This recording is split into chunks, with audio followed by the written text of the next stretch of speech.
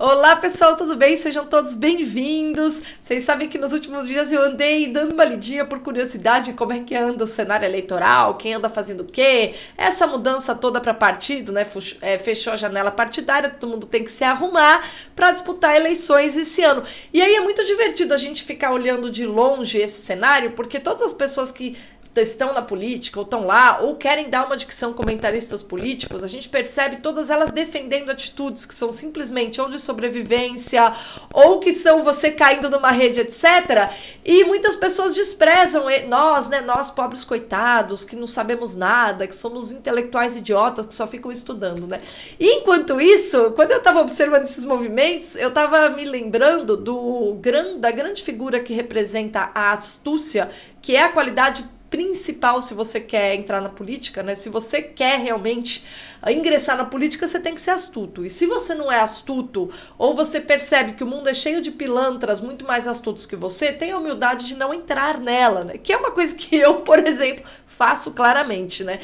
Também porque eu não quero ter de lidar com imoralidades. Eu sei que se você põe o pé na política brasileira, você vai ter de lidar com imoralidades. A gente tem hoje várias pessoas boas, pessoas bem intencionadas, pessoas que fazem um trabalho excelente e que estão aí tendo que engolir o Valdemar da Costa Neto, porque realmente é a solução melhor do que ficar no PSL, que é um partido que se fundiu com o DEM para criar a União Brasil, que tá fazendo reunião, vai fazer uma reunião na quarta-feira com PSDB e MDB, quer dizer, o tal do centro democrático, né? Mas na verdade os social-democratas. Então, União Brasil do Bivar, que acolheu vários conservadores em 2018, vai sentar aí com o PSDB. E aí o que é que os bons deputados que ainda estavam no PSL, no antigo extinto PSL, atual União Brasil, iam fazer? Eles iam ficar lá ou eles iam para um outro partido? Foram para um outro partido, né? Então perceba. Agora, imagina se você é a Bia Kicis, se você é o Paulo Eduardo Martins, se você tem uma lista aqui das boas pessoas que estão no PL hoje. A Carla Zambelli, Capitão Derrite, que é um cara extraordinário, assim, um super político, um cara que tem tudo aí para ter uma excelente carreira, né? A Caroline Detoni, que também é muito boa. Felipe Barros e Paulo Eduardo Martins pelo Paraná, dois caras muito bons, né? O Luiz Felipe, que eu já citei aqui por São Paulo. Enfim, essas pessoas todas se viram aí no dilema, putz, e agora? Pra que partido a gente vai? Não dá pra ficar na União Brasil, que essa gente tá sentando com o PSDB. Deus me livre, vão sentar com os social-democratas. O que é que nós vamos fazer? Restou-lhes ir para o PL, que é o partido que o Bolsonaro escolheu para disputar as eleições, entendeu? E foi uma decisão que certamente não foi uma decisão tipo, olha que legal, encontrei o partido aqui com os meus princípios, né? O Nicolas Ferreira também teve de desfiliar ao PL. O Nicolas é um cara moral, é um cara que vem de uma família muito boa. Já entrevistei o Nicolas em dezembro de 2019, ele é um menino bom, assim, que vem de uma família boa, com valores, entendeu? Nunca vou desconfiar, com certeza para ele não foi fácil assinar ali a filiação ao PL, né? Foi uma decisão pragmática de um bloco de pessoas que estão entrando agora na política e sabem que vão lidar com, enfim, muito barro e muito pântano pela frente, mas também ter a coragem de saber que isso é uma situação transitória, né? E vão fazendo o que podem, tá? Mas eu lembrei, vendo todas essas últimas movimentações do cenário eleitoral, eu lembrei do quanto que o Mero ele é um autor extraordinário que todo mundo deveria ler, inclusive todos esses que eu citei aqui, espero que já tenham lido pelo menos a Odisseia, porque tem um episódio, uma parte ali da Odisseia que me lembrou muito o que está acontecendo com o cenário eleitoral agora, né? Que é o seguinte, qual que é então o dilema dos conservadores? Bom, Valdemar da Costa Neto, todo mundo sabe, é um cara que foi condenado por corrupção, não tem mandato e tá inelegível, e mesmo assim é um cara que tende aí a ter a maior bancada ano que vem. Por quê? Porque ele conta com eleger mais de 70 deputados, tá? Ele quer ter um número, uma bancada enorme ali na Câmara e ter poder. O PL sempre esteve atrás de poder, é um partido fisiológico que trabalha com quem está no poder. Se vocês não lembram, o Valdemar da Costa Neto, em 2002, exatamente 20 anos, ele foi o articulador daquela aliança entre o Lula e o Alencar, o José Alencar. ele foi importante. E ao longo do governo Lula, ele foi um aliado de primeira hora, né? Ele teve ali algumas rusgas com a Dilma, mas depois fez uma chantagem, a Dilma cedeu. Então ele é um cara que eu chamaria de operador do sistema, tá? Eu tô lendo esse livro aqui, tô quase terminando, sobre o mundo hacker do Laudelino, é espetacular. Eu tô aqui, ó, eu comecei semana passada, sexta-feira, ó o que falta, já tô no capítulo 50, terminou hoje, você não consegue parar. É um livro sensacional. Vou em breve fazer uma resenha dele aqui nesse canal, porque vale a pena. E é um livro que ele retrata tão bem, assim, o establishment brasileiro, que é sobre isso que será meu vídeo, tá? Aguardem. Mas, voltando aqui, ele usa, nesse livro, ele usa o tempo uma expressão chamada operador do sistema, que são aqueles despachantes do establishment. E o Valdemar da Costa Neto, ele é exatamente isso, ele é um operador do sistema, tá? E ele é um operador do sistema que durante um tempão andou do lado do PT. E ele anda com quem tem capacidade, quem tem poder, quem tá na crista, tá? O cara que falou mal de privatização. Então, assim, ninguém vai falar, não é porque pessoas boas tiveram de ir pro PL, porque foi uma decisão pragmática, que a gente vai sair aqui elogiando Valdemar Costa Neto, né? Pelo amor de Deus. É um cara condenado, é um cara que simplesmente quer formar uma bancada para continuar tendo poder no cenário político brasileiro. E aí, se o Bolsonaro não tivesse feito acordo com ele, ele certamente teria ido atrás do Lula. Ele ia procurar alguém competitivo para fechar um acordo, né? O Bolsonaro fez o acordo com ele, ele tá com o Bolsonaro, sabendo que vai ser difícil aí disputar com o Lula, porque o Lula tem uma base forte, né? Ele diz, o Lula tem um pessoal radical, vai ser complicada a eleição. Ele diz também coisas como do tipo, nossa, nem sabia que o Brasil tinha grupos de extrema direita, Bolsonaro tirou esse pessoal do armário. Quer dizer, aqueles que são conservadores, que têm princípios, que têm uma noção de política muito maior do que ele, que é um despachante do sistema, né, que é um cara que faz o que é preciso ser feito para estar no poder, é isso que ele faz, não é um cara, ele é o típico pessoa, é assim que se faz para se dar bem, tá, então vamos lá. Então ele não é um exemplo de moral, ele não é um exemplo de excelência, ele não é um exemplo de virtude, é um operador do sistema, esse sistema vagabundo que mantém o Brasil nessa situação deplorável aí há praticamente um século, é isso que ele é, né, então assim, não é um cara aqui que ninguém vai falar que ele é um cara bom, ninguém vai aqui demonstrar admiração por uma figura desse nível, tá? Ainda que muitos dos conservadores se vejam aí no dilema de ter de votar no PL. Olha que dilema que vai ficar aí nas eleições desse ano, porque boas pessoas foram acabar entrando nesse partido justamente por causa das agruras da política, né? Que foi, a gente não conseguiu, os conservadores não conseguiram ter um partido, não conseguiram fazer sair o aliança, não conseguiram fazer do PTB o seu partido, porque você tem problemas com caciques aí nacionais, né? O PL foi o partido com o qual o Bolsonaro conseguiu a melhor negociação. E aí, em razão disso, os conservadores falaram, putz, vamos agora, vamos lá. Tem de assinar, se filiar ao PL, caramba, vamos lá.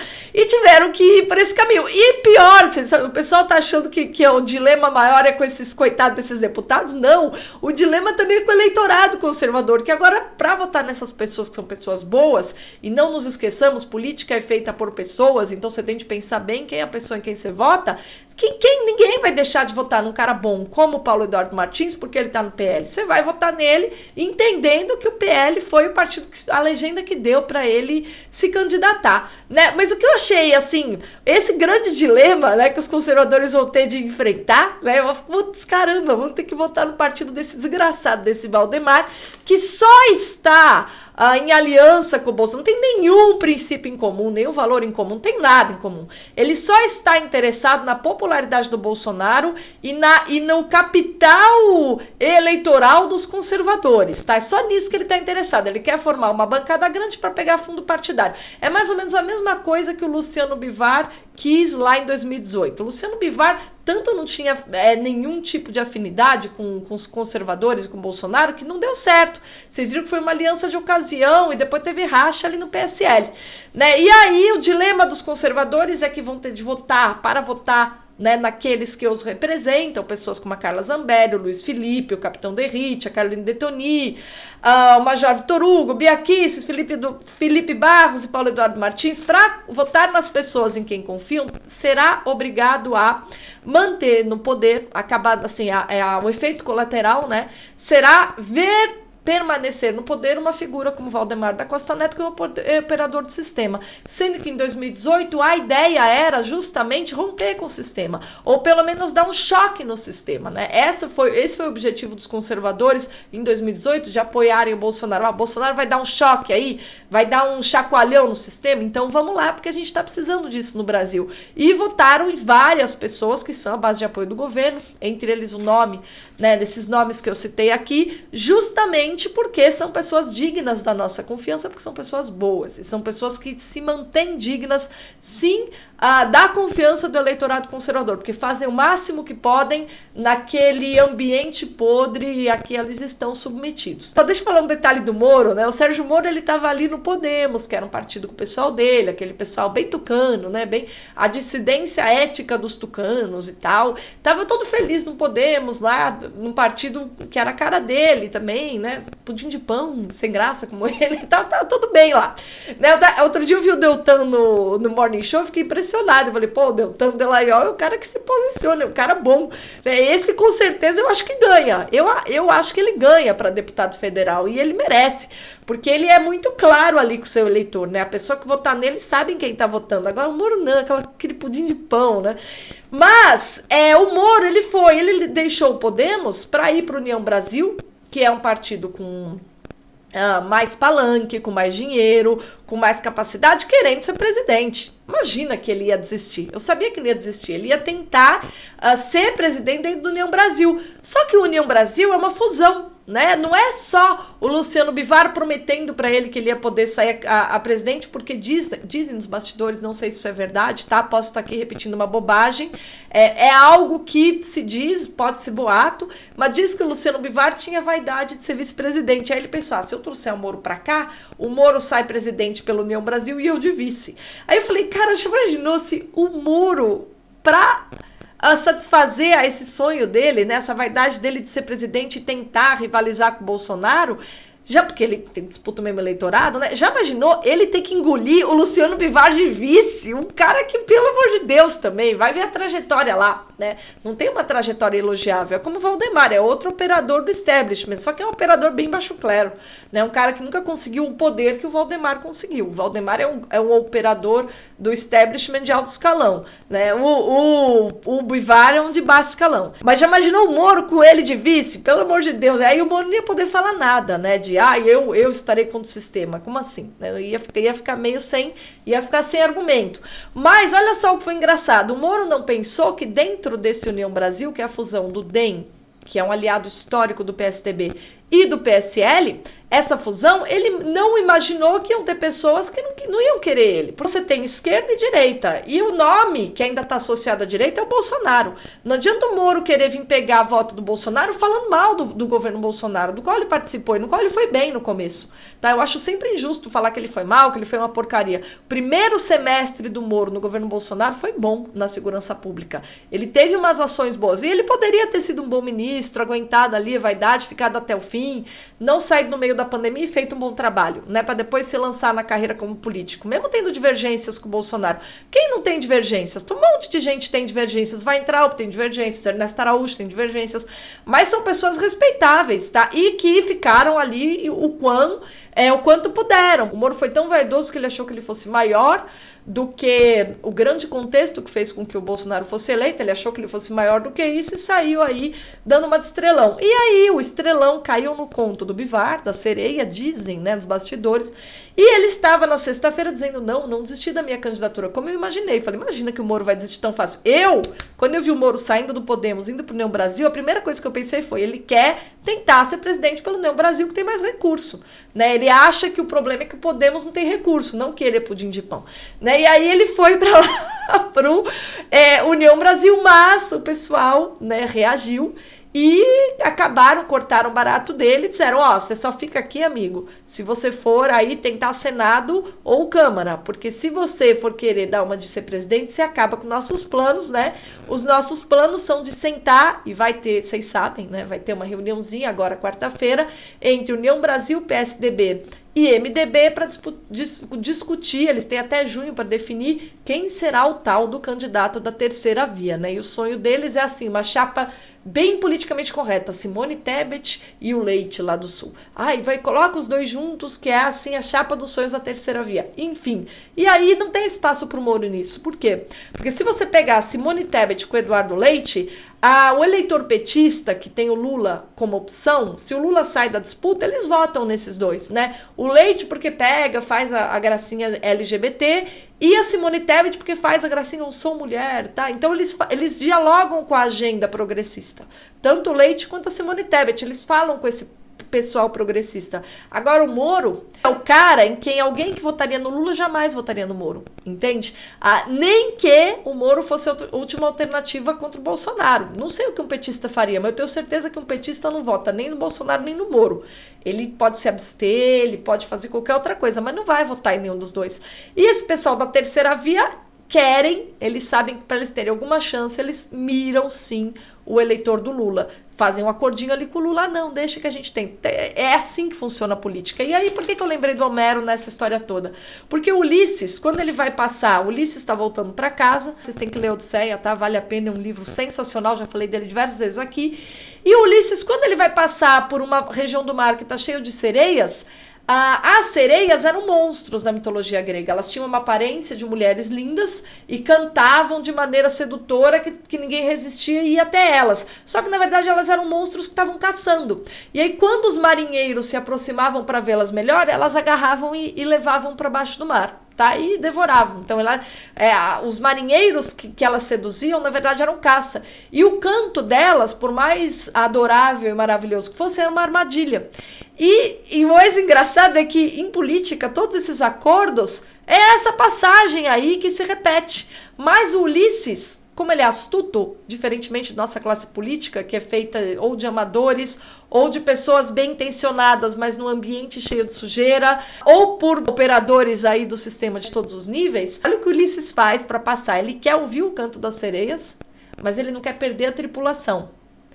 Ele põe cera nos ouvidos dos marinheiros, que ele fala, bom, se eles não ouvirem os cantos, eles não vão se deixar seduzir, eu não vou perder minha tripulação, porque ele não pode perder o quê? O apoio dele, a tripulação.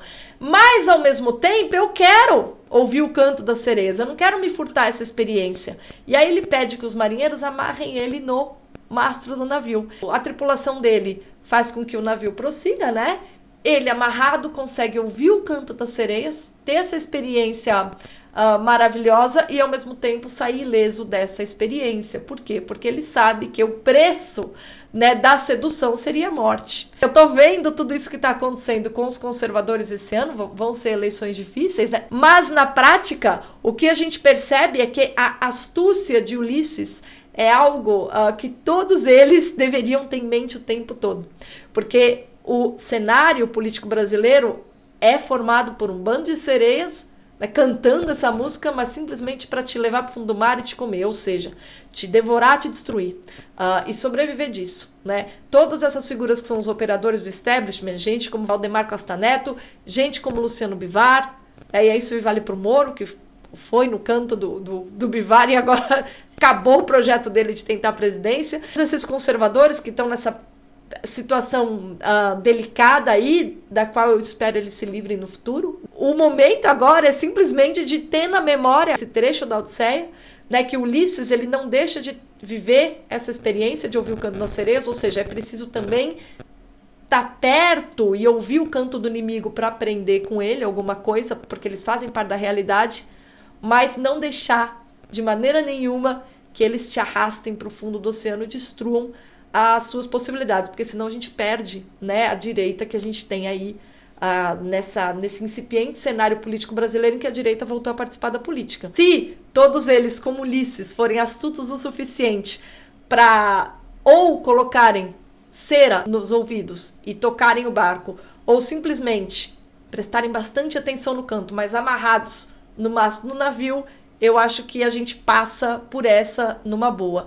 Agora, se prestar atenção no canto, como fez o Moro aí, quando ele foi para o União Brasil, o destino é ir para o fundo do mar e ser relegado ao ostracismo, ou simplesmente ver os seus planos completamente destruídos, né?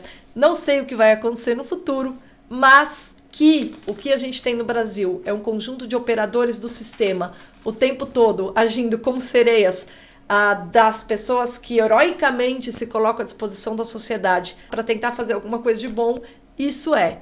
E todas essas pessoas que singram esses mares aí têm de tomar muito, muito, muito cuidado e serem extremamente astuciosas. Tenho certeza que não vão perder apoio, mas evidentemente que eu torço para que elas tenham a maior astúcia possível. E boa sorte a todos na corrida eleitoral que começa agora.